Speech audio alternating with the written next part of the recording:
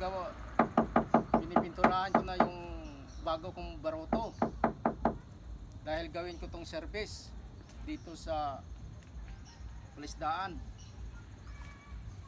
Saka dito sa Suba. Manghuli ako ng alimango, hipon, alimasag. Kung ano-ano lang yung mahuhuli ko. Ito yung gagawin kong service. Ito, yan, inuumpisahan ko na.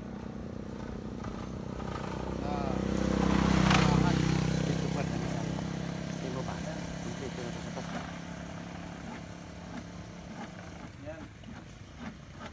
Diba ang ganda ng forma? Parang pang kwanto eh. Yung style nito parang pang karera. Eh, gawin ko itong pang karera. Gagawin ko itong pang karera. Pangka na to. Ilaban ko ito. Parang panata siya. Speedboat. Yan.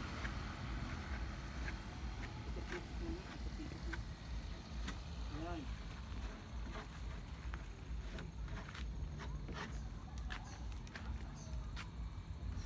Ay, baka mga para mga 3 araw ikukuhan ko na to.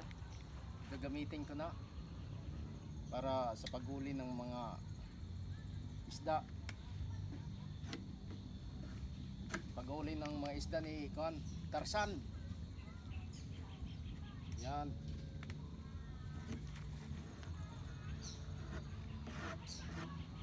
Tingnan mo, ang galing kong magkuhan, oh, pintura, oh. Yan.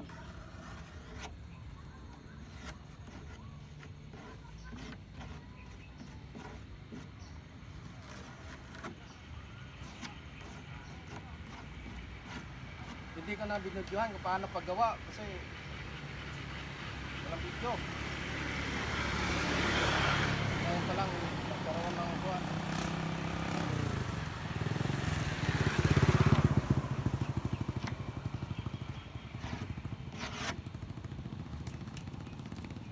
Simple lang naman paggawa nito. At saka kuha na ngayon parang persola.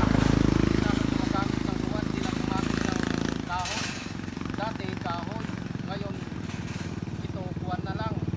Lahat ay plywood. Plywood na marine plywood. Na yung tatak ay Santa Clara. Matibay ito. At saka ang gaan-gaan. Kaya matagal din yung buhay nito.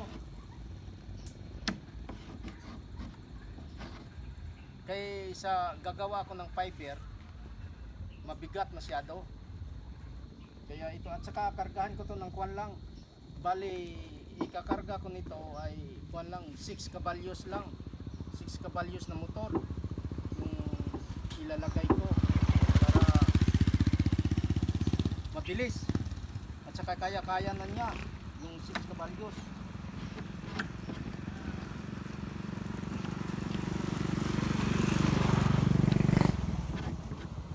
Kunting kuwan na lang, kunting tiis na lang, magagamit ko na to. Yan.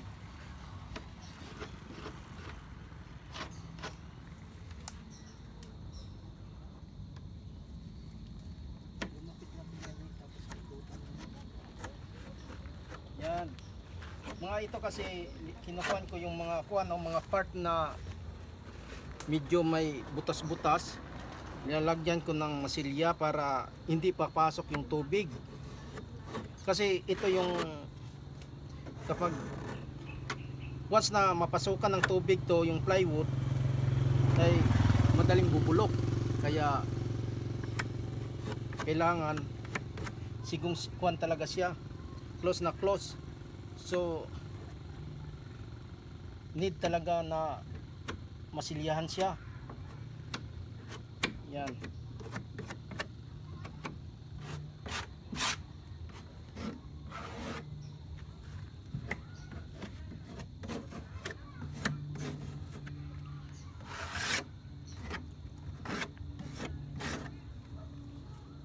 So ito.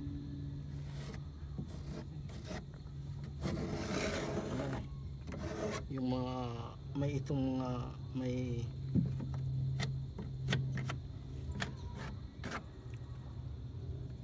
mga butas-butas. Yan.